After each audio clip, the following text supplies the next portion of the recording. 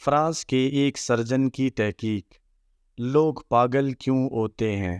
دوستو، فرانسیسی سرجن نے اس بات پہ تحقیق کی کہ لوگ پاگل کیوں ہوتے ہیں۔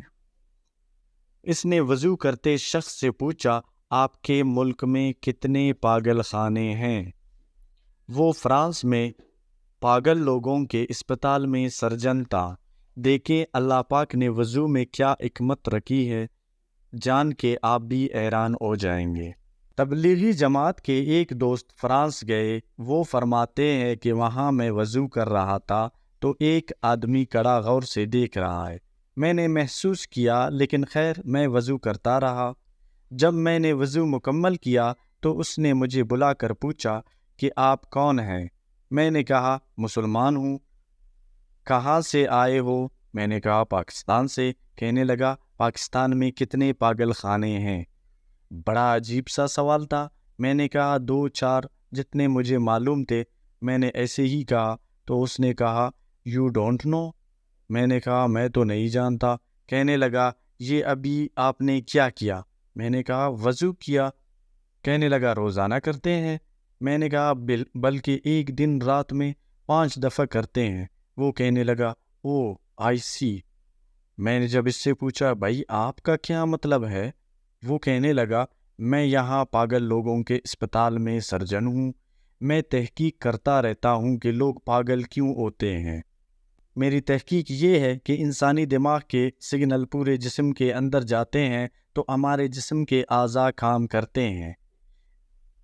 اس دماغ سے چند باریک باریک رگیں ہماری گردن کی پشت سے پوری جسم کو جا رہی ہیں۔ میں نے ریسرچ کی ہے کہ اگر بال بہت بڑھا دیے جائیں اور اس گردن کے پیچھے حصے کو بہت خشک رکھا جائے تو رگوں کے اندر کئی دفعہ خشکی پیدا ہوتی ہے، رگیں کھینچتی ہیں۔ تو کئی دفعہ ایسا بھی ہوتا ہے کہ انسان کا دماغ کام کرنا چھوڑ دیتا ہے۔ اس لیے ڈاکٹرز نے سوچا کہ اس جگہ کو دن میں 4 دفعہ تر رکھنا چاہیے۔ میں نے آپ کو دیکھا کہ آپ نے ہاتھ منہ دھویا ہی ہے، لیکن گردن کے پچھلی طرف بھی آپ نے کچھ کیا۔ اس لیے آپ لوگ کیسے پاگل ہو سکتے ہیں؟ دوستو، وضو کرتے وقت جب ہم سر کا مسح کر لیتے ہیں تو اپنے دونوں ہاتھوں کو جو بالکل تر ہے ان کو اپنے گردن پہ بھی ہم لوگ پیر لیتے ہیں، تو یہ وضو کا ایک حصہ ہے۔